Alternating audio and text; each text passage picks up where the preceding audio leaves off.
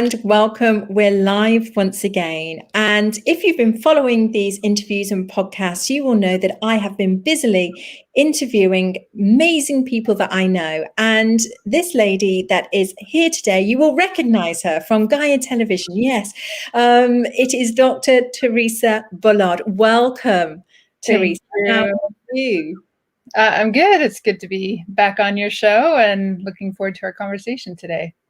I'm really looking forward to this. I'm going to jump in straight away because most people will already know you from Gaia, and the amazing mystery teachings. I mean, people that get in contact with me, all raving about the show and how it really explains to people about, the science and the magic, and it brings up lots of different concepts and ideas and words that people aren't always familiar with.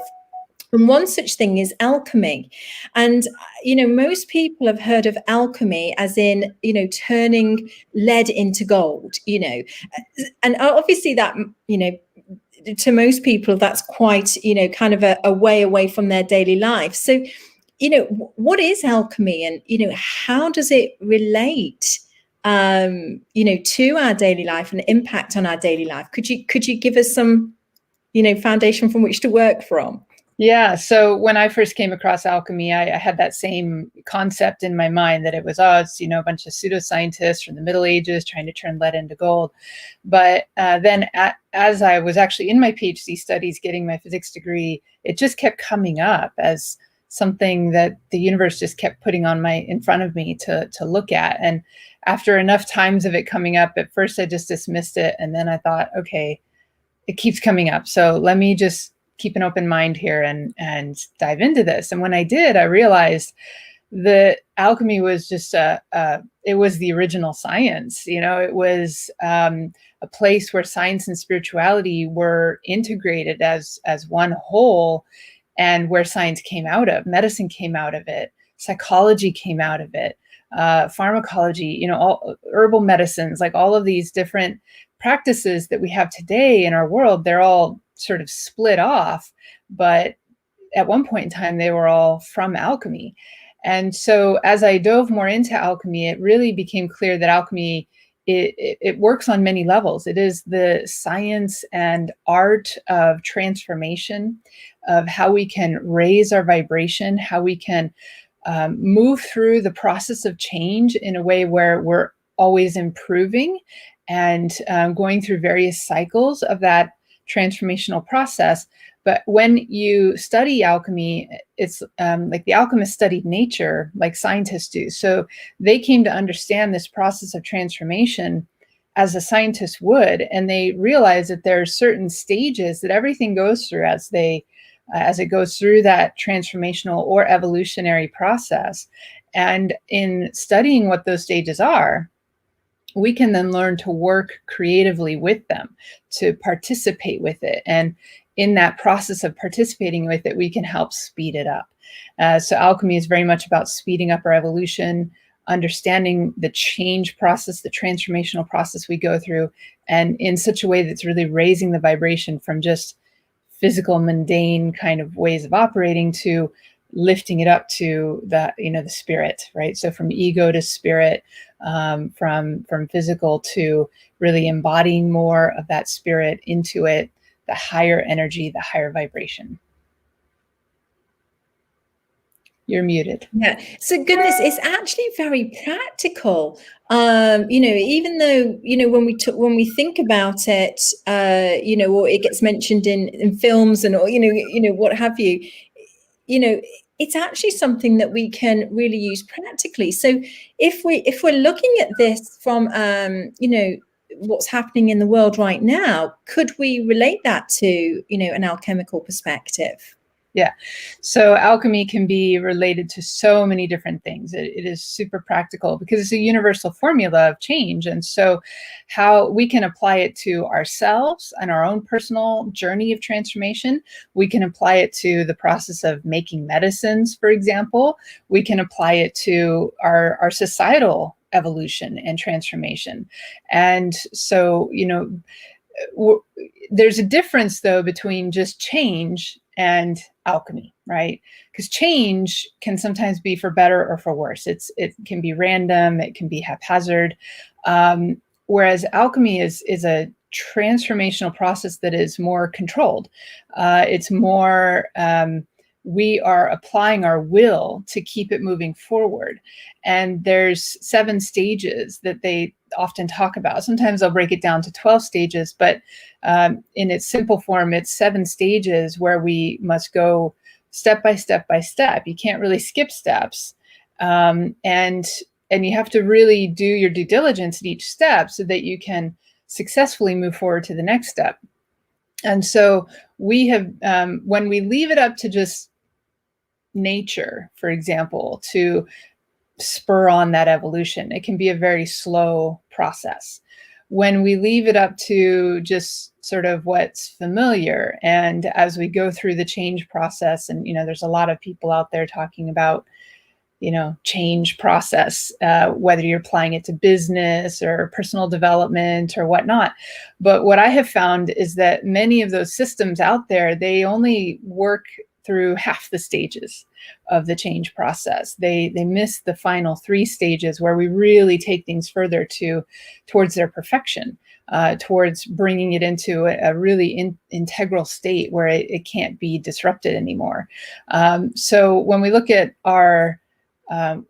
ourselves or our collective society, we've been going through this change process, especially since I think really the new millennium. We really have entered into a time of a quickening, a time of a lot of transformation in our society, how we do things. If you look back just 20 years ago, our world operates in such a different way today. It's so much faster. We're bombarded with so much more information. There's so much happening online and social media and all of these things. It's really transformed our world. And so both through the technology driving that transformation, but also human consciousness shifting and awakening to higher levels, we are going through a transformational journey right now. But we've been getting stuck at certain points in that change process or in that alchemical process. And I feel that when we become aware of alchemy and how it applies, it really helps us to get more proactive in the change so that we can keep it moving forward in a better way. Because right now we're at risk of backsliding. So how can we use alchemy to shift out of this then? Well, I think if we maybe just take a moment to look at the 7 stages, it can give people a little bit of context for what we're talking about here, right? So the first stage of alchemy typically is what we call calcination. It's like the breakdown, it's the burning, it's some big event that really shatters our reality or our our comfort zone, gets really challenged by that. It can be just some tragedy, or it could be just like everything, kind of what you thought was going to happen doesn't happen. And it really like your whole reality of what you were planning and expecting to happen in the future becomes like completely shattered. And then you're like, oh my God, how did this happen? What, so it usually comes out of the blue. It's usually very unexpected. And then that kicks off, that becomes a catalyst. Often it can be through big challenges or traumatic events that catalyze this alchemical process. And it's basically saying things need to change. And you need to get more conscious about that change process. And you can't keep avoiding it, right? Because people like to stay in the comfort zone. And when they're staying in the comfort zone, they're avoiding that transformation. When we're outside of the comfort zone, that's when things are, dynamic, and there's a lot of challenge and shifting energies that will continue that transformational journey. So being in the alchemy is not comfortable. It can be intense at points, and yet we don't need to be victims to it, right? There's a lot of times people's mindset is like, oh, why is this happening to me? And they get into that victimhood. But when you really start to study the alchemy, it's like, okay, this is an opportunity for transformation. How do I want to work with it versus resisting it? And we can lean into it instead of try to run away from it. And so, so the calcination catalyzes it. It starts. It lights the fire that is the breakdown of what we thought things were going to be. And then we usually the second stage that comes after that is what we call dissolution, where all of the emotions start to come up. Or if we look at it from a physical perspective, dissolution is to take what was left over after the burning of the calcination, which usually is like ash, things burn down to ash. And you take those and you put them into a liquid solution, like an aqueous solution, and stir everything up, and it dissolves into this solution. And so that water in us represents the emotional energy, right? Or the subconscious. So after the burning, things start to rise up, emotions start to come up, thoughts, start to come up, and there's a swirl of thoughts and emotions that go on from what's coming up from the subconscious. And it's not a good time to make decisions because it's usually very murky, very cloudy. It's hard to get clarity around things, but that emotion's coming, and we need to really look inwards and see, where is this coming from? And then it takes time, but then once things have sort of stirred enough, and we've released some of the emotional energy, like maybe sometimes if your ego gets burned, you might go into anger first, but then at some point there's tears behind that, because usually anger is a mask for sadness. And at some point we release the emotional energy, hopefully in a positive way, but not everyone releases their emotions in a positive way.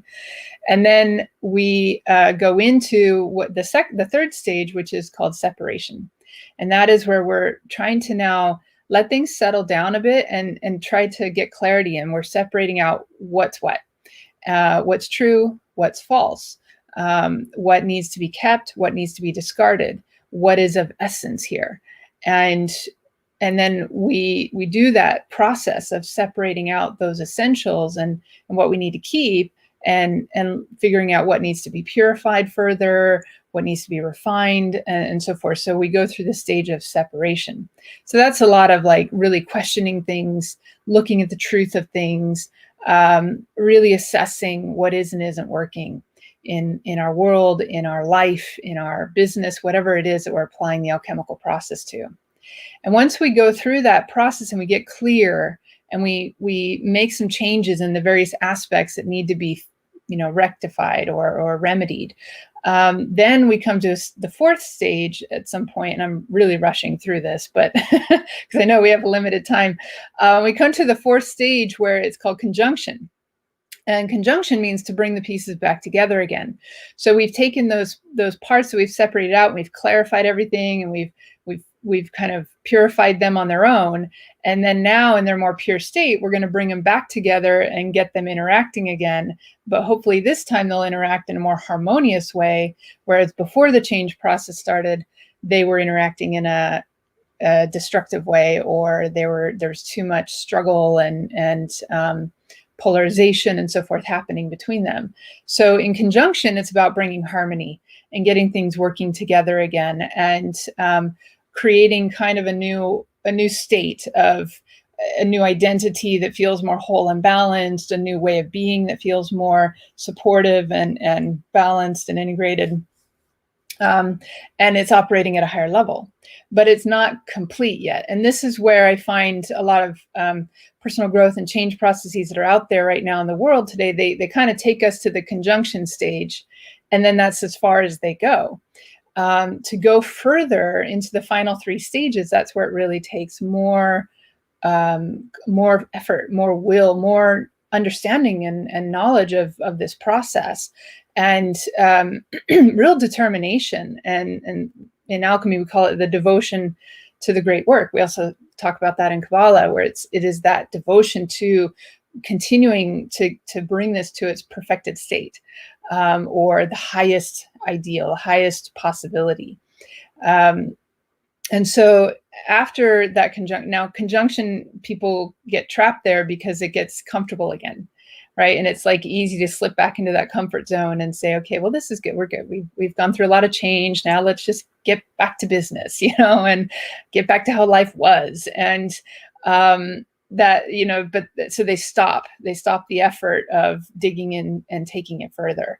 And so to go the extra mile, to go and really push things forward, we need to really apply ourselves with some dedication to it. If we don't, what happens is that from that conjunction stage, there's still impurities in there. There's still faults and things that aren't really working. They might at a surface levels be working, but there's deeper issues that need to be rooted out. And so if they don't take it further, what happens is they slide backwards. And then we have to start the whole process all over again. So where we've been at, I would say, as a society is we've entered into that. In some ways we slid back, and in other ways other areas of life we've moved into the fifth stage, which is fermentation. And fermentation is this process of, okay, we're starting to root out the impurities again and separate, but it's at a more subtle level. But it's also to ferment something is to let it, like whatever is impure or whatever is corruptible needs to die, right? So it's a death process in a way. It's like the old paradigm, the old structures, the old ways of being that do not serve, they need to die. And yet some of those old ways are what are familiar and comfortable and what we know, and we have attachments, and so we cling to them. And so there's almost like this internal struggle that happens that's like a death match between new paradigm and old paradigm, or between a new way of being and an old way of being that was familiar. And so we're in that stage. It's a rotting, they often compare it sometimes to the dark night of the soul, and where we go through this deep process within ourselves, within our own soul, of looking at our own darkness, staring it in the face, the places where we sabotage ourselves and so forth. So I could say a lot about that, but let me just finish those last two stages so that we can kind of carry the conversation on. Mm-hmm. So fermentation takes a while. It will not finish until we truly let go of the old, until we truly let the old die. And then we have, once we do, it's like it releases the spirit and the soul to rise to higher levels. It releases us to go to higher levels of consciousness. And then that moves us into the distillation stage, which is to refine, to raise the vibration, to embody more spirit into the physical, to bring the physical up to higher levels of awareness. It's an ascension process, but at the same time, it's an involution where we're bringing spirit into physical. So we go through many cycles of from earth to heaven and heaven back to earth, many cycles of this refinement and raising vibration. And after enough cycles of that, raising vibration, refinement, purification, merging, above and below, we ultimately come to the final stage, which is coagulation, which is a crystallization. We're solidifying this new way of being into a perfected state that is incorruptible, that is, really of the highest integrity, the highest beauty and perfection. And that is ultimately what we're meant to be living in this life, is a very beautiful and joyful life. So I'll let you chime in there. Oh my goodness, there is so much, and it's so fascinating, isn't it? Because as you were talking about that, I could really picture in my mind, how the world has been, through those stages. I could relate to everything that you were saying and go, oh yes, this is what, that time, and now here we are. And it's fascinating. So we're in that, you were talking about that dark night of the soul, or the place where the old is dying off, and we can really see that now, can't we? Yeah, there's so much in our society that's, I think we really shifted into this dark night stage after we probably around 2015, maybe sooner, maybe 2012, but we really shifted somewhere in those years. But I think it was really 2015 that all of a sudden it was like, whoa, all of humanity's darkness that was sort of hiding in the shadows for a long time and being suppressed was all of a sudden in our faces. And, it coincided with, for example, populism just sweeping around the Western world, and, just all this turmoil that started coming out, and our all the isms, the racisms, the sexisms, the genderisms, like all of this stuff started just coming so up to the surface to be addressed, to be dealt with, like no more of this impurity. But at the same time, it's like there's such a struggle going on within the collective soul of humanity of, is our light or our dark going to win out? And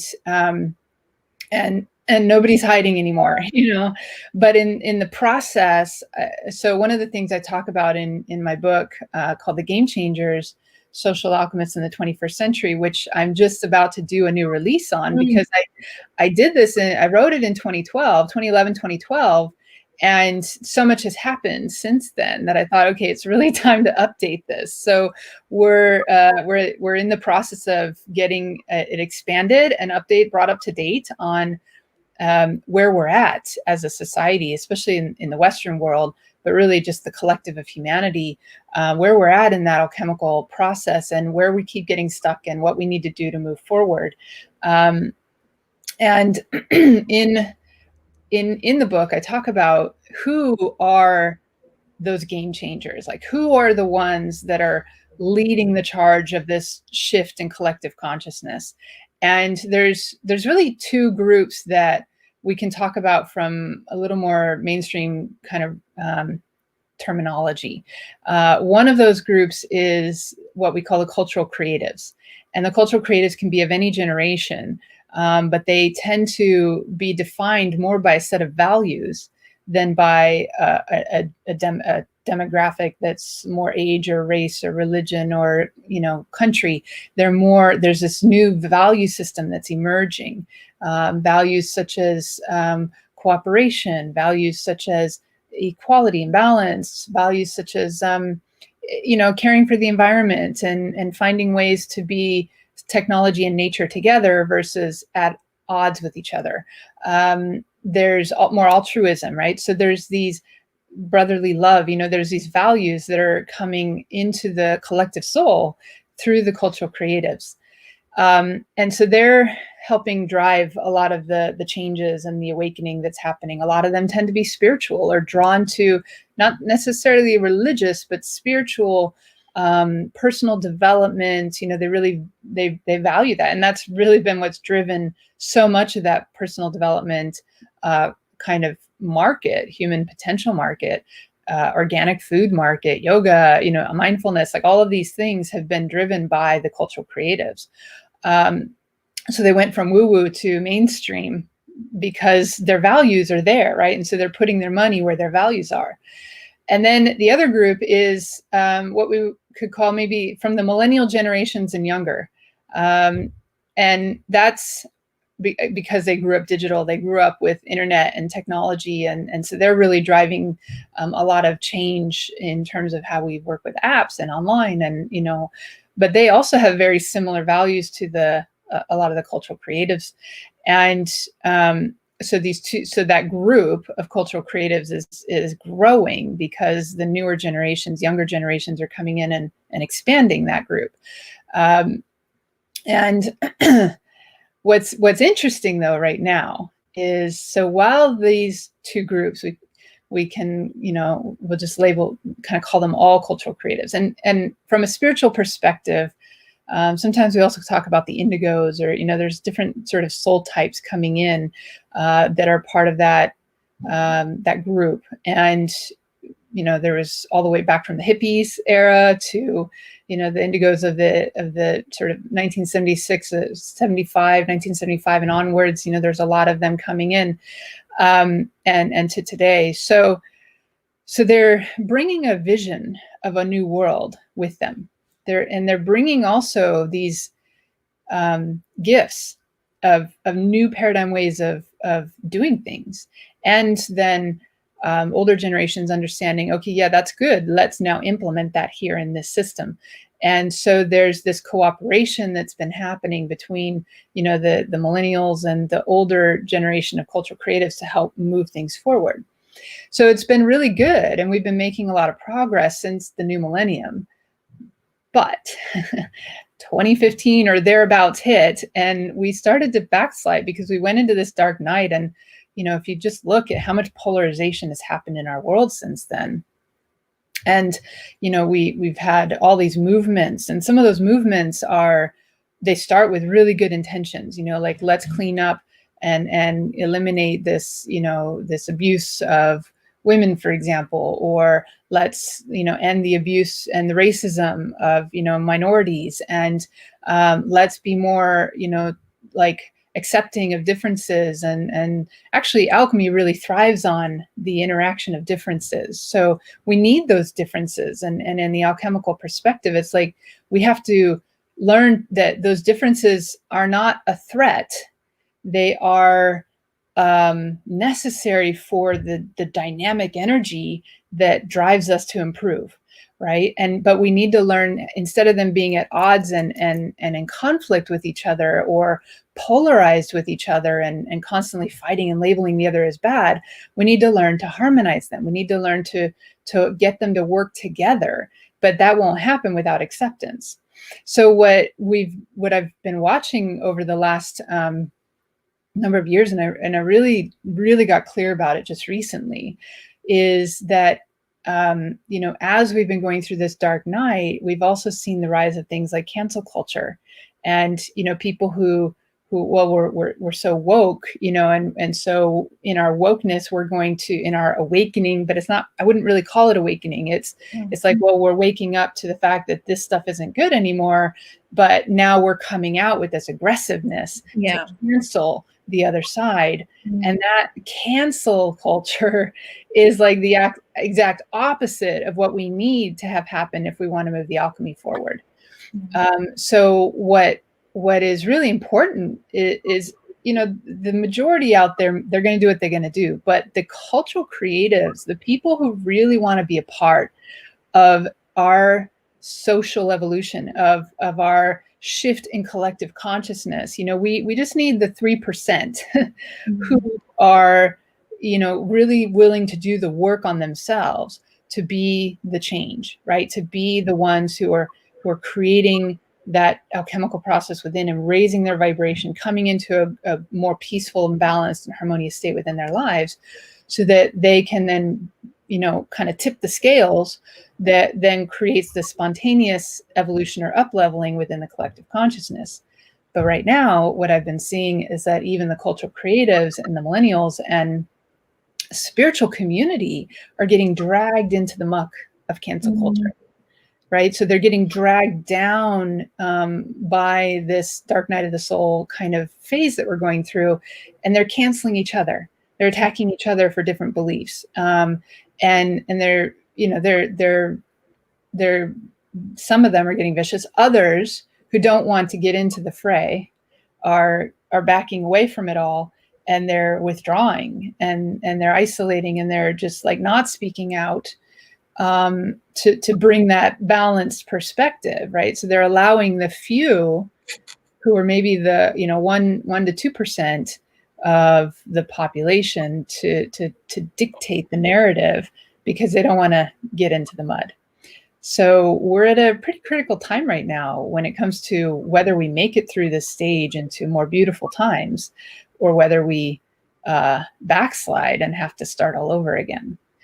My goodness, Theresa, I hope that we can get through, because you're so right. I mean, especially on social media, you can see that happening to many different groups and many different people, and somebody just has to speak out and voice their opinion, and all of a sudden people are cancelling them and quite viciously attacking. Yeah.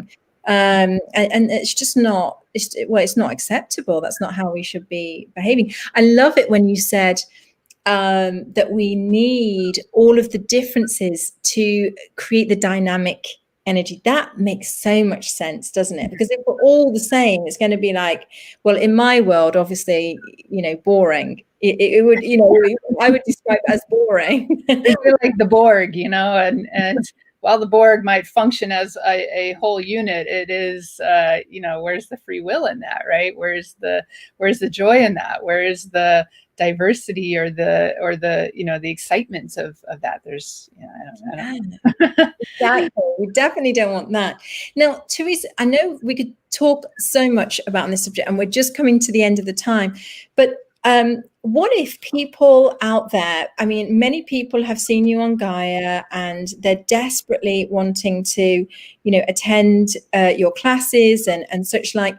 What if, there's people out there that would love to learn about alchemy? Is there anywhere that they can go to and learn from you and you can share? Well, we are going to be running an alchemy workshop in London in July, so that is a possibility. That is it July 22nd? I think it was, or. Yeah. It's on the Modern Mystery School calendar, so I can pop the link in. Yeah. So that what we're going to be doing during that workshop is really about the alchemy of life. It's like, how do we bring different, very practical, very easy to do things into our life on a daily basis that helps us raise our vibration. It's about awakening our senses. It's about realizing how we need to learn how to use pure vibration, pure things that are not polluted, but that can really help raise our vibration consistently in a pure way, and how to then live that, how to live in a higher vibration, and bring that alchemy, that joy, that excitement to life on a regular basis with really easy tools to use. So that's one way. There's also just, I find personally that stepping onto the path of initiation in the mystery school tradition is a form of alchemy. Initiation is like a spiritual technology for accelerating our evolution. It is a form of alchemy. Actually, everything we do in the mystery school, at the core of it is alchemy. So whether it's getting a life activation or an initiation step, or taking the Kabbalah, the Kabbalistic ascension journey, right? The Universal Hermetic Right Kabbalah, those are all alchemical processes. And so stepping into any of those things will support your journey. Kabbalah is one of the ones that really helped me to understand how alchemy and ascending the tree of life are one and the same. And when we go through that journey ourselves, we really experience and come to know the alchemical process. And then when you study the alchemy, it just helps you put it into a context of alchemy itself. But you're going through it with the Kabbalistic ascension up the tree of life. And then, for those who, so to look into anywhere, wherever they're at, right? Look into some of the Modern Mystery School programs, trainings, activations, and so forth. And then if you're somewhere where you can't do any of that, then I would recommend my book. That there's the Game Changers book. It's going to be re-released, the second edition. So just hold off. And there's a first edition still on Amazon, but the second edition is coming out very soon. We're just working on one more chapter of expansion, and then it'll be getting released again. And then there's, various things on YouTube. They can check out Mystery Teachings, where I share more, especially like season 3. I get into more alchemy towards the end. Season 4 is all about the alchemical journey, but in the context of the major arcana archetypes from tarot, but how they relate to us and our alchemical process. So, there's a lot of resources both online, but really it's it's not about just learning about it, it's about doing it. It's about living it. Alchemy is a way of life. It is something that is about life itself and how we can participate with our own evolution, our own transformation, and speed it up. And that really requires our will. That requires us taking the tools, taking the knowledge, applying it in our life, being consistent with that, being the alchemist in our own life so that we can, really take charge of our own transformational journey.